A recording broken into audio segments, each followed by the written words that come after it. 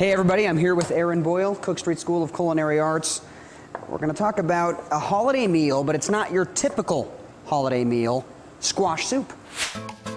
Welcome to Cook Street School of Culinary Arts, located in downtown Denver off Market Street and 20th. Cook Street's 180-degree culinary arts program can turn your dreams into reality faster than you can say peach flambe. All right, Erin, so you're cooking up something completely foreign to me. Okay, so for our squash soup, I'm starting with leeks. So generally a little bigger. What is a leek this? it's in the onion family. Oh, so okay. it's a little bit sweeter, and we're just gonna cut that up. Would you say a lot of people at home probably aren't familiar with a leek, I would or say just just me? about everybody but you knows what a leek is. Have you been to a grocery store? Yeah, but I buy the Hot Pockets and frozen pizzas. So there's this whole produce section. Wow. And yeah, you can see all sorts of neato stuff, like leeks You're and teasing onions. me. You're teasing me here. So I'm gonna get some oil in the pan. Okay. Toss in my leeks. Okay, it does salt. smell like onions. Right? So I get it now. And we're just gonna let that cook out a little bit. Okay. Generally it's referred to as sweating. It just means that the onion's starting to release some of its moisture. So when we see that, that's when we're ready to add the next addition. Okay. We're also Which gonna is? put some thyme in there. No idea what that is either. So thyme is an herb, and if you kind of smell that after it's been moved around, Smells good. Now, what kind of flavor does that add?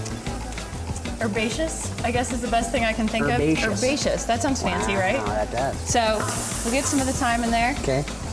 cut that up just a little bit. Already Throw that smells in. great. Cool. And then I've got some butternut squash. That smells so good. And what's this, And just butter? This is stock, Oh, okay. yeah. And you can use whatever stock you like, chicken stock, Does it matter how much?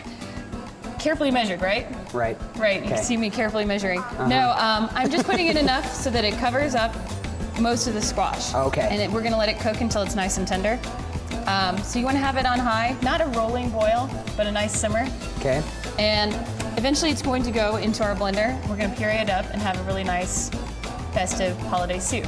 Yeah. So this is part of our holiday feast class where we talk about entrees and starters, desserts that are a little bit nicer than your standard ham. Ham and turkey. And Exactly. so this is this is the starter dish, and then the main dish we're going to talk about a little later. What's this? Well, the main dish could be anything. You could do a prime rib. You could do something a little bit nicer. That I love ham, but I think prime rib would probably be great.